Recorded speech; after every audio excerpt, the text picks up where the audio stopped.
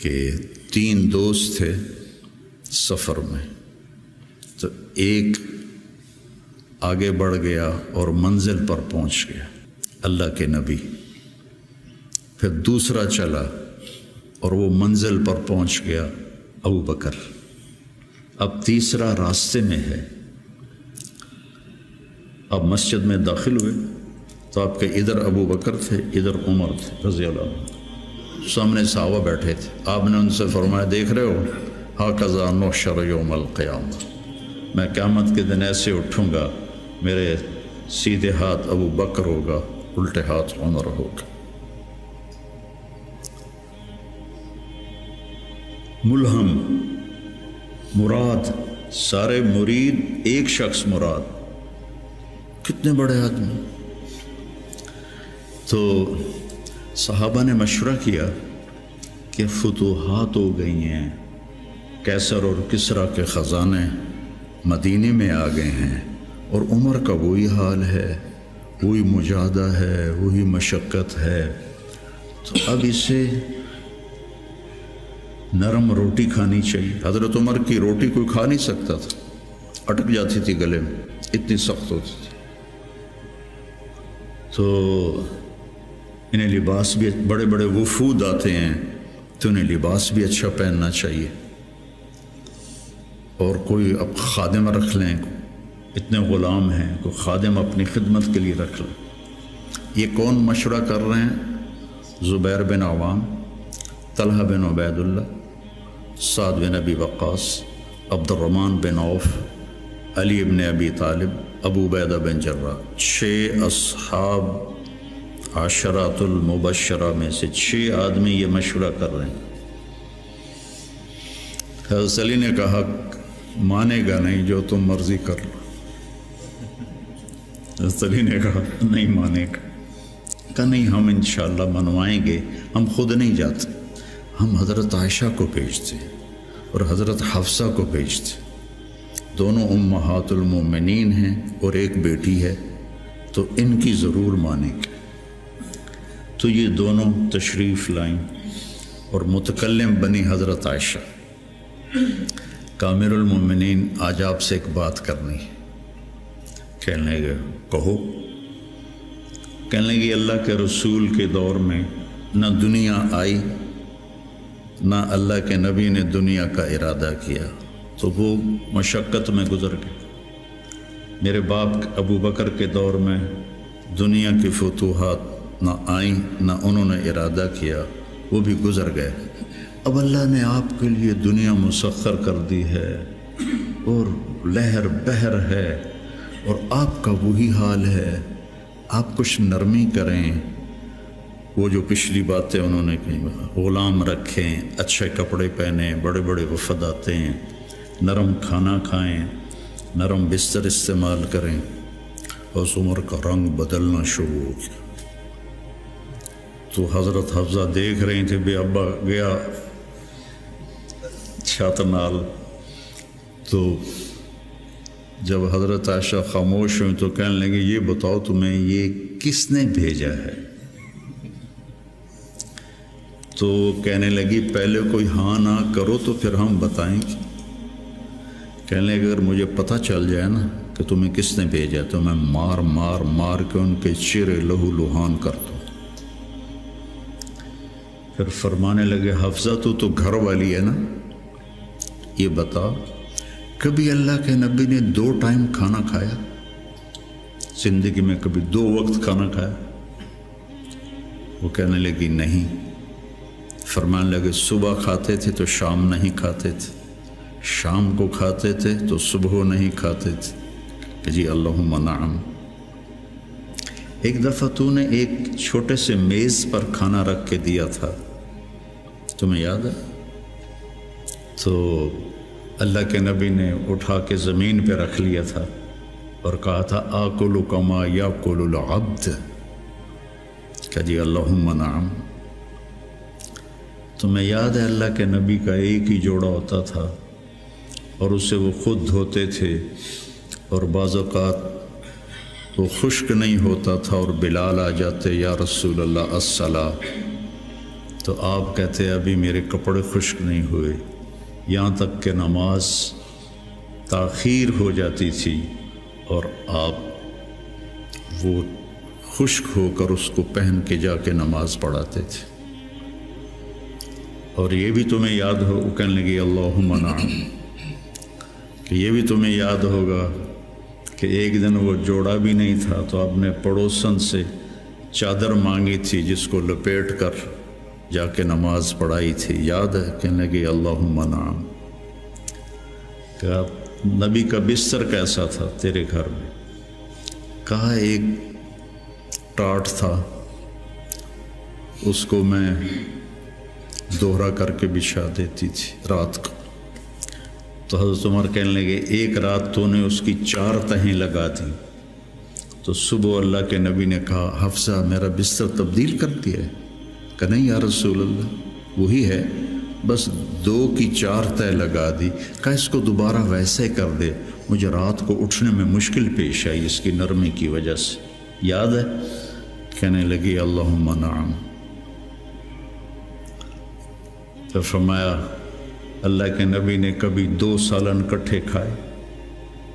اللہ کے نبی نے کبھی 2 سالن کٹھے کھائے؟ کہنے لگی نہیں، کوئی نہیں کھائے۔ تو حضرت عمر رونے لگے، فرمایا کہ جنہوں نے تمہیں بھیجا ہے نا انہیں جا کر کہو کہ 3 دوست تھے سفر میں، تو ایک آگے بڑھ گیا اور منزل پر پہنچ گیا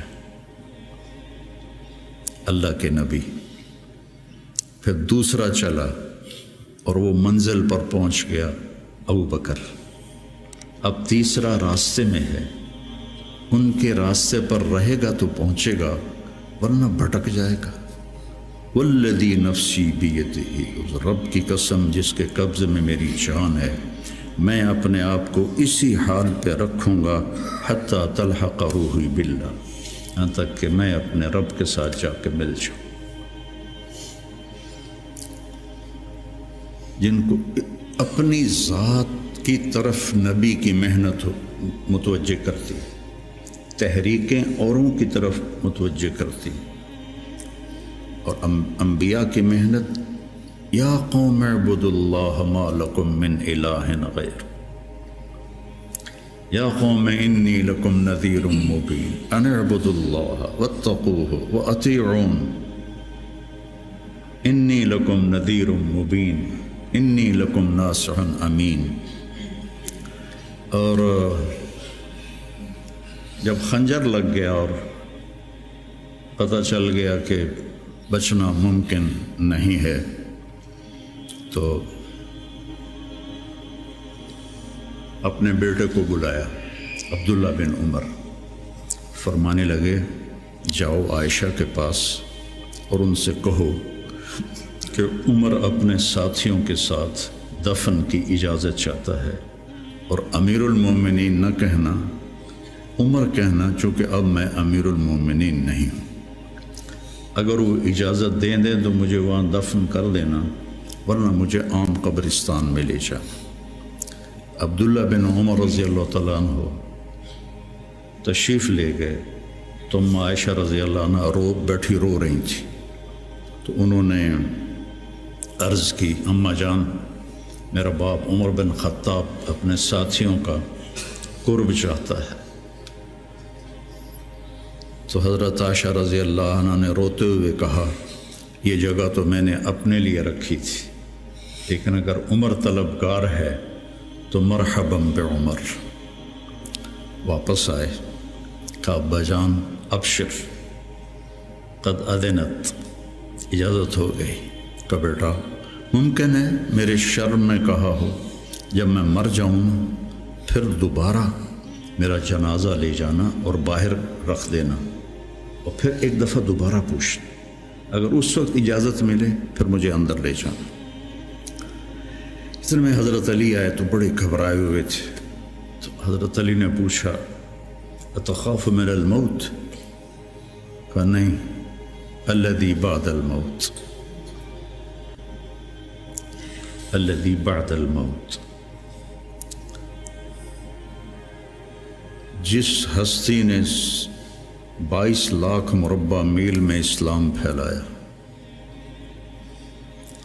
تو کہنے لگے ڈرو نہیں، میں نے کئی دفعہ سنا کہ اللہ کے نبی نے کہا خرجت انا و ابو بکر و عمر، دخلت انا و ابو بکر و عمر، جیت انا و ابو بکر و عمر و سیدہ کہول اہل الجنہ ابو بکر و عمر۔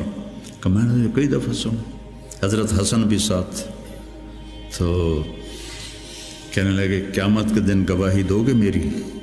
کہ میں بھی دوں گا، حسن بھی دے گا، میں بھی دوں گا، حسن بھی دے گا۔ تو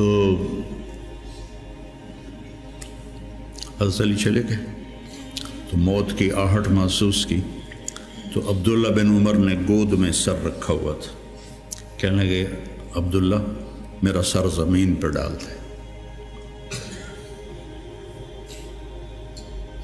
انہوں نے پنڈلی پہ رکھ لیا، وائے حق،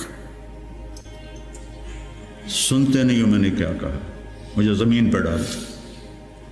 انہوں نے سر زمین پہ رکھ دیا، تو اپنا چہرہ زمین ایسے رگڑنا شروع کیا، ایسے ویل لک یا عمر ان لم یغفر لک ربک، یہ کہنا شروع کیا، ویل لک یا عمر ان لم یغفر لک ربک، ویل لک یا عمر، ویل لک ولامک یا عمر ان لم یغفر لک ربک۔ یہ کہتے کہتے جان نکل گئی، اور لوگ اکٹھے ہوئے، تو حضرت عبداللہ ابن عباس کہتے ہیں کہ کسی نے میرے کندھے پہ ہاتھ رکھا، تو میں نے مڑ کے دیکھا تو علی تھے، رو رہے تھے، کہہ رہے تھے کہ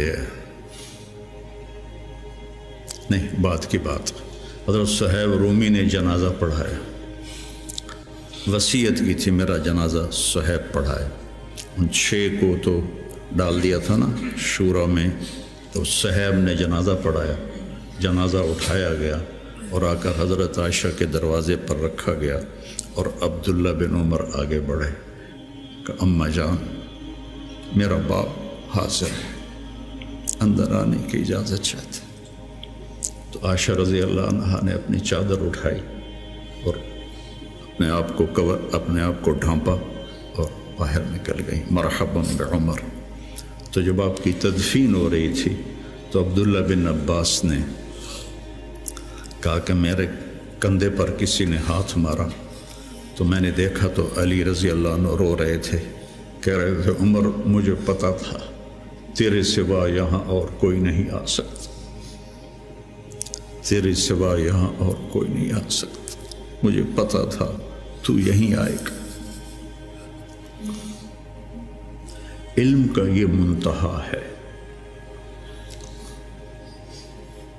اس کو اگر ہم اپنی آپ ذات کو بیچ میں سے نکال دیں گے تو ہم گرنا شروع ہو جائیں گے۔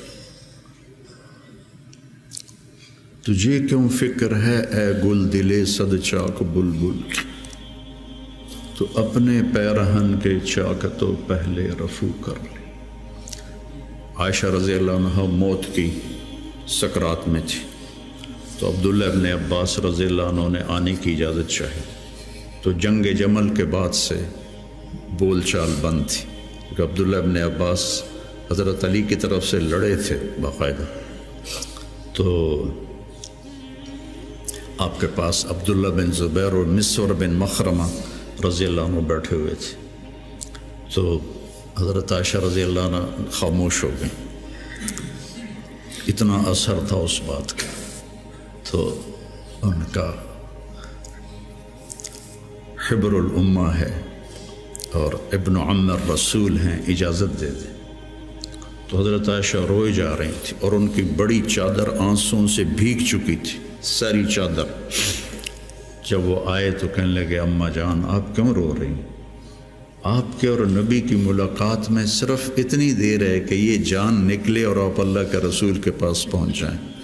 کہنے لگے عبداللہ مجھے دھوکہ نہ دے، کاش میری ماں نے مجھے جنا ہی نہ ہوتا، مجھے بہلاوا نہ دے، مجھے دھوکہ نہ دے۔ اور اللہ کے نبی نے کہا تھا یا عائشہ انہ